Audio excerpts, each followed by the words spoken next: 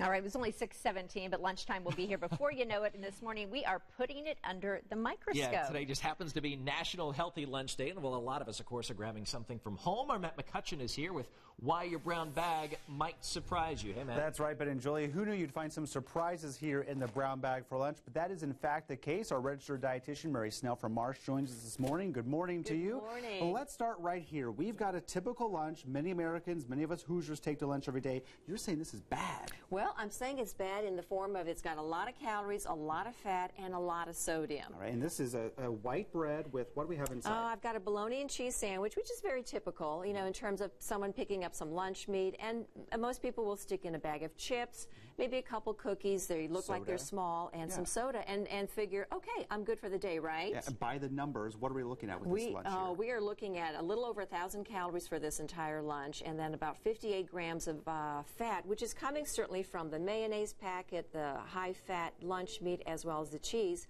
And then the sodium, again, is coming from, obviously, the high-fat meat and the cheese in the sandwich. And that's all in this lunch right here, where all these bad options are here for this bad lunch. Now we go over to this lunch here. We're moving on to something that's brand new and healthy. What do we have different with this I'm going to give you a couple of tips and some tweaks that we can do to actually just kind of transform that particular lunch. I always start with a whole grain bread. I mean, if you have that option, definitely choose a whole grain versus just a white, refined flour kind of bread. So we've got the fiber bread. I've switched to a lean turkey from the deli. Now you can have lean roast beef, lean ham, as well as maybe some chicken breast to kind of replace that bologna and salami and those kind of higher fat meats. And then I've also then, instead of the potato chips, I've got a whole grain cracker, or you can do some type of corn chip as well. But I've added some guacamole as a dip, some mustard, and some fruit, and some vegetable, and a bottle of water to replace that soda. All right, let's have the big reveal. We'll come over here real quick and show you this food and show you the numbers of the calorie content in here. This one, we're actually looking at a grand total of 1,000 calories, you say, with this lunch option right here, which is our bad lunch option. In addition to that, we're looking at how much fat and sodium. Oh, well, definitely the unhealthy lunch has about 58 grams of fat and about 1,700 milligrams of sodium. I mean, that's really quite significant.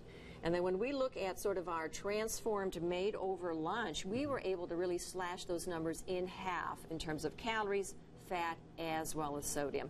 And really, Matt, you get more food on this unhealthy lunch in terms of it's more filling, more satisfying, and more nutrient dense. So it's really great. Again, just some small tweaks and a little bit of tips. Great tips. All you have to do is change out the bread, the chips, sodium, drinks, things like that. Julie and Ben, you get an idea of something more healthy. We have much more information for you on WTHR.com.